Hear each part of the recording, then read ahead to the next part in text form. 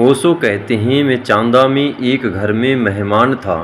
एक वृद्धजन कोई 80 वर्ष की उम्र में जैन वे मुझे मिलने आए।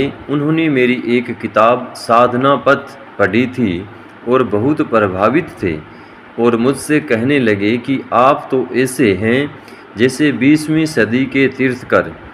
यूँ बात चलती रही, तभी घर की गृहिणी ने आकर कहा कि अब आप भोजन कर लें, सांझ का वक्त हो गया। मैंने कहा कि ये वृद्ध दूर से चलकर आए हैं, पहले इनसे बात कर लूं, भोजन पीछे हो जाएगा। सूरज डूब रहा था। वृद्ध ने कहा, पीछे हो जाएगा?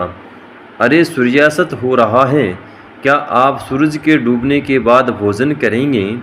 मैंने कहा कि यह ज़्यादा महत्वपूर्ण है कि आप कोई 20 मील से चलकर आए हैं।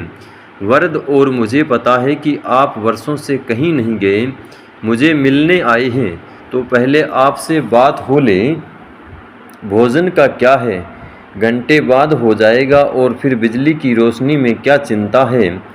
और यह जो घर में बैठने ठहरा हूँ, पूरा एयर कंडीशनड है, न यहाँ कोई मक्खी है न कोई मच्छर हैं, तो आप चिंता न करें, न मक्खी मरेगी न मच्छर मरेगा। बस वह तो उठकर खड़े हो गए। कहा, तो फिर मुझे क्षमा करें, तो मैंने जो शब्द आपसे कहे हैं कि आप तीर्थकर हैं जैसे हैं, मैं वापस लेता हूँ। अरे आपको अभी इतना भी बोध नहीं कि रात्रि भोजन करना चाहिए? मैंने कहा, अच्छा ही हुआ कि बात साफ हो गई, नहीं तो आप इस भ्रांति में रहने कि मैं तीर्थकर हूँ।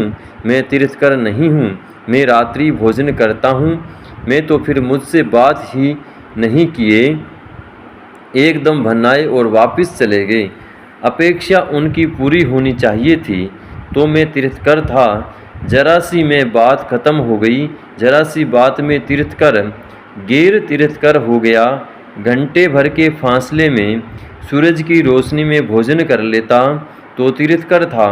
और यह मैंने जानकर कहा कि उस गृहिणी को कि रुक जा, जल्दी मत कर।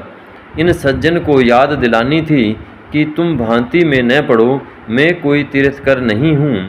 तुम मेरे ऊपर कोई अपेक्षाएं न ला दो, मैं किसी की अपेक्षाएं पूरी नहीं करूँगा। मैं अपने ढंग से जीऊँगा, जो मेरे साथ राज़ी होने को है राज़ी, बस वही मेरे साथ हो सकता है। मैं किसी की अपेक्षाएं पूरी करके किसी को साथ करना नहीं चाहता। ओशो के द्वारा कही गई बातें आपको अच्छी लगी हो तो हमारे चैनल को लाइक, शेयर और सब्सक्राइब ज़रूर करें। धन्यवाद।